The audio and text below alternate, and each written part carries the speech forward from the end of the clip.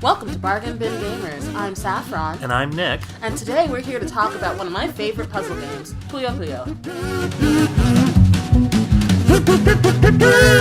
Puyo Puyo. Puyo Puyo sadly never made it out of Japan, at least not in the same form as the original. Some of you may already recognize this game as Kirby's Avalanche for the Super NES. Or as Dr. Robotnik's Mean Bean Machine for the Sega Genesis. This is the one I played. What you may not know is that this game was the start of a long-running series that spanned multiple generations of consoles.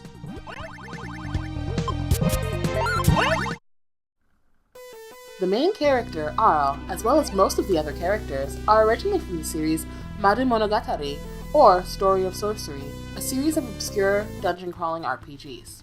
The Puyos, these blobs right here, are also from these games. There was a trilogy of neat-looking games under this name, all released on multiple consoles. However, they've mostly been overshadowed by Puyo Puyo these days. Most of the things you encounter in these games got carried over to Puyo Puyo at some point, in some form or another. But on to Puyo Puyo. In Puyo Puyo, you take on a number of fascinating opponents in an increasingly difficult showdown of glorious puzzle combat, where there can only be one victor.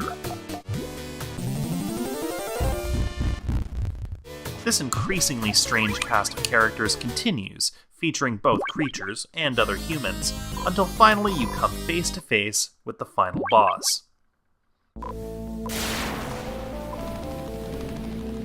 Where are we, you ask? Why, you're actually right in the depths of hell to fight the Dark Lord Satan himself. And spoiler alert, Satan is actually kind of a loser. Without prior knowledge of the franchise or its RPG origins, the characters may seem a bit strange. Oh, look at this little guy! Is he a foot baby? And, okay, and what's this guy's deal? He's a fishman with legs. Wait a minute. Did he just flip us off? I'm pretty sure he didn't flip us off. Well, I'm pretty sure he did. Gameplay itself is quite simple. The titular Puyos fall 2 at a time. Your job is to spin them around and stack them into groups. Stack 4 more of the same colored Puyo, they vanish, with everything on top falling down to take their place. But that didn't exactly do much on its own, did it? We've got an opponent to beat. So what you want to try and do is set up your stacks of Puyos so that they clear in a big combo, with one group clearing after the other, like what we're about to do here. What does this mean for your opponent?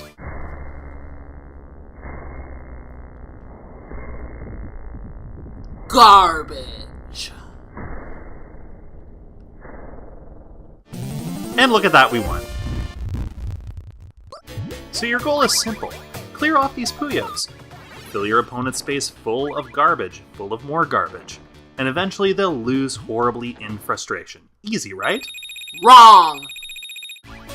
Like any good puzzle game, after the first few levels, Puyos fall faster, the opponents get harder, and it all happens really quickly. If you're not careful, or just plain unlucky, you're gonna find yourself on the wrong end of the garbage pile. That's a shame. Satan, despite all of his loserness, is extremely tough to keep up with, even on the easiest difficulty setting. With a high speed and surprisingly tough AI, expect to see your area fill up repeatedly as you get game over, after game over, after game over, after game over. Good news is, the game lets you continue as many times as you need. But with enough patience, perseverance, and skill, you will eventually prevail. And with our win, we get our final points. And with that, we get to see some footage of our happy heroine victorious. The world's saved and everything is good again. And we get treated to the cast of characters. Hey, fish guy. Hi, foot baby. What does your name mean? Oh. A foot. Named Foot. Alright then. And then the sun sets and roll credits. The music is pretty catchy and serves as a nice background to struggle to beat your enemies. It gradually gets more intense as the battles get tougher, and you slowly fight your way to the top. Some tracks are brought over from Monogatari, and the music might be familiar to some of you Genesis fans out there as well. That's because a bunch of it was remade or reused for Mean Bean Machine, although with some very slight modifications. Here, have a listen.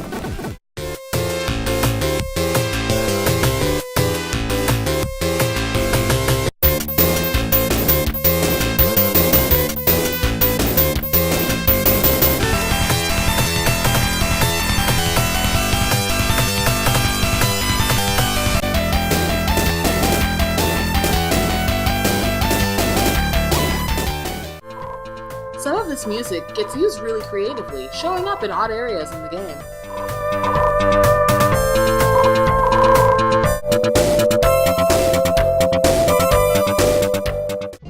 Avalanche, however, took a different page from Puyo Puyo and provided remixes of its own source material.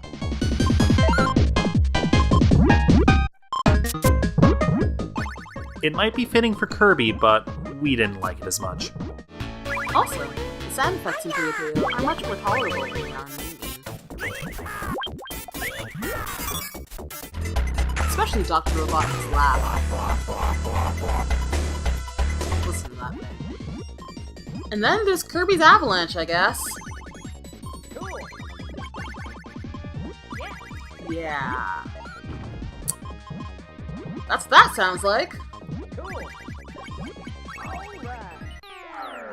Yep. Squishy. Okay, maybe it's not all bad. And as long as we're talking about the games released in North America, Mean Bean and Avalanche are of course very similar to Puyo Puyo gameplay-wise, with similar appearances and playstyles. Possibly because in many levels, it's the exact same playstyle. 13 stages, increasingly annoying and difficult foes until you reach the big series baddie, Dr. Robotnik. King Day Day Day. Or your boy King Day Day Day. Honestly, the big series villains are really interchangeable in these games, and regardless of which system you own, you are in for plenty of puns, wisecracks, insults, and in general, a major helping of good old-fashioned 90's attitude. From everybody. Kirby, too. Is he always this much of a jerk?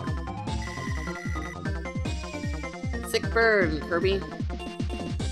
They're really not that much different gameplay-wise, or in terms of available play modes, although Mean Bean does have a pretty sweet password system, so you don't have to win all in one sitting.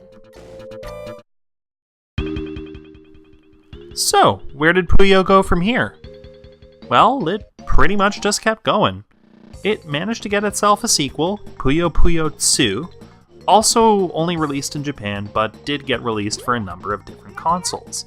In this game, our heroine fights her way up a several-story tower, which, by the way, is similar to the plot of Monogatari 1, facing an even larger roster of characters, such as Tomato Sheep over here, stacking and crushing Puyos, trying to rack up enough points to be able to climb the ranks of the tower, and just generally doing the same thing you did in the last game, until you manage to reach the top and find the mysterious, masked Satan. Who, by the way, is totally not Satan. He's Masked Satan. Totally different guy, you see. He literally says this, by the way, not making this up at all.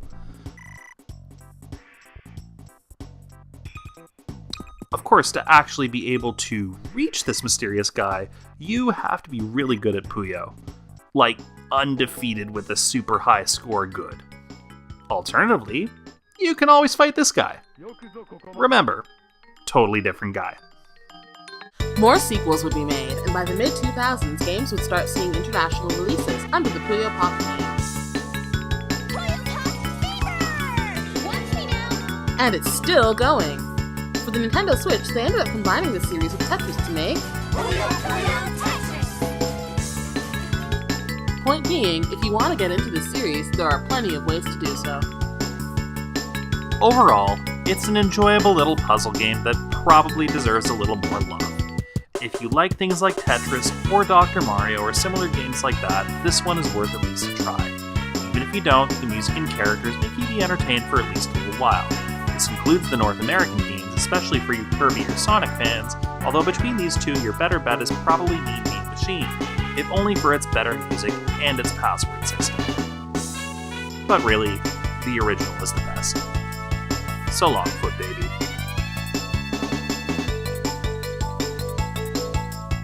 Thanks so much for watching, and we hope you liked this video. If you did, let us know by hitting the like button, or getting in the comments and telling us what your favorite puzzle game is. And if you want to hear more from us, feel free to hit that subscribe button. Please do it. We've got new videos every other Saturday. See you next time!